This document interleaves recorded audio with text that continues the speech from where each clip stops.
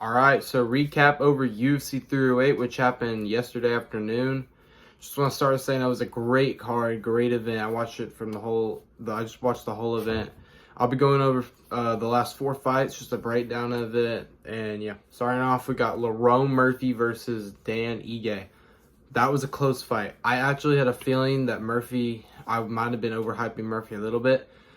He's not that great. He's good, but he's definitely got some holes in his game. That was Ige's a good fighter. That was a really close fight. I thought it could have gone either way. I did give it to Murphy too, though. I think it was a pretty good decision for Murphy, but he's obviously got stuff to work on. He had some good feints, landed some good strikes, pretty well rounded, but he's just not like great at anything.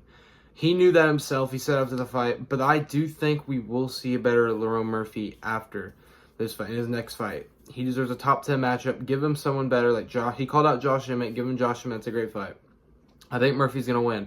I think he's improved. Ige's good, but he's not really that great. He's just got a lot of dog in him. But Murphy's got more skill. He actually has a future. He's still undefeated. Give him someone in the top 10. I do think this guy will get better. But yeah, he's not championship level yet, obviously. I kind of thought he looked like it was, but I was overhyping him, obviously. Still a decent fighter, had a good performance, but has some holes in his game. Well, he'll be better next time. And next we had Magomed Ankalaev versus Alexander Rakic. Yeah, it was a good win for Ankalaev. He won a decision, obviously. I thought it'd be a little more competitive. I thought there'd be more strikes thrown. They were not throwing a whole lot. I was a little surprised. They were very passive throughout the fight. A lot of people thought it was boring. I didn't think it was boring. I just thought they were a little passive, more than I thought they would. I thought this would be a 3-round war, to be honest. I thought Rakic was really good. He did look good, but Ankalaev is just a better fighter, like I said he was. I said it'd be a close fight. It was a close fight. Yeah, everyone's saying Ankalaev is going to get knocked out per just because of the pace of the fight. Y'all are getting delusion again. Ankalaev still beats Pereira. I don't know what has changed from that. Ankalaev he was being passive. He knows Rakic is dangerous. I told you in my prediction video that Rakic would be a harder opponent for Ankalaev than Pereira would be, just off stylistic match.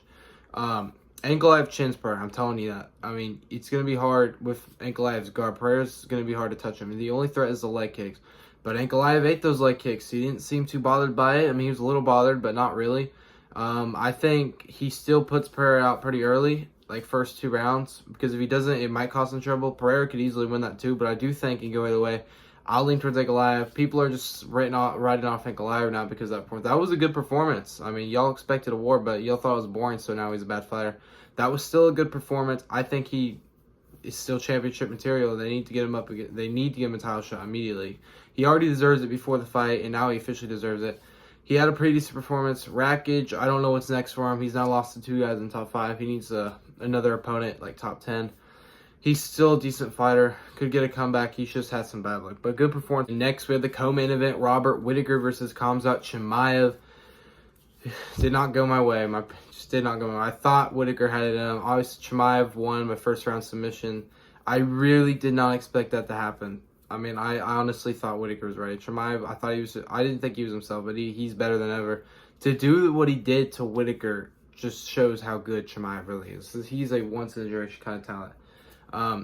Yeah, we all knew he was going to shoot immediately. He did, and he just took his back. But I knew that was going to happen. I knew Chimaev was going to win the first round, maybe even 10-8 him in the first round. But I didn't think he would submit someone like Whittaker. He's got all that experience. He's got all the advantages. But he did. I was very surprised, and people were surprised how fast he tapped. Yeah, he just got overwhelmed. He broke his jaw or something, his teeth or something. That's why he tapped fast. I was wondering why he tapped fast. It was a neck crank, not a choke. He didn't even have it in yet. It was a neck crank that made him tap. Chimaev he's a beast.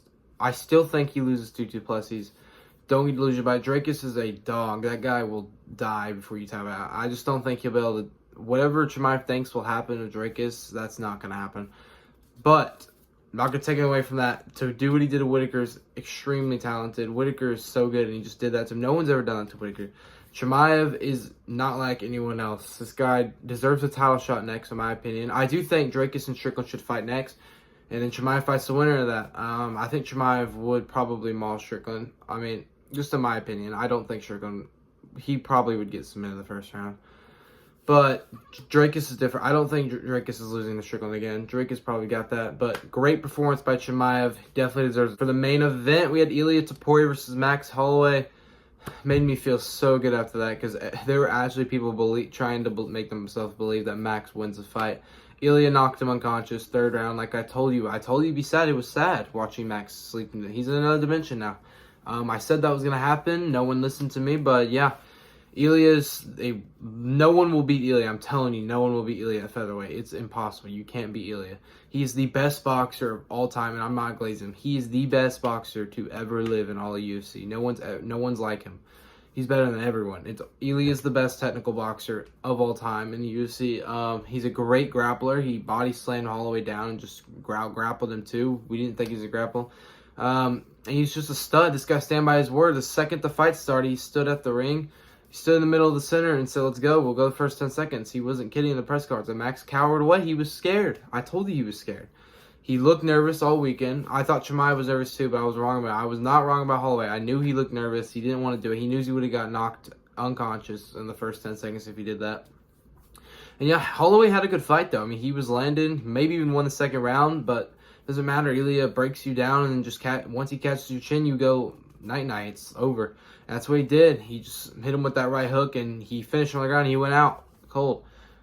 I told you he's going to do that. Anyone he fights will get knocked out by him, except maybe Aljo. And I'll get into that later. But Ilia, yeah, he's the real deal. No one's going to beat him. He's going probably to be the GOAT at featherweight. He's already beat Volk and Holloway. He will be the GOAT. He's going to add to his resume. I say give him Islam or give him Volk next.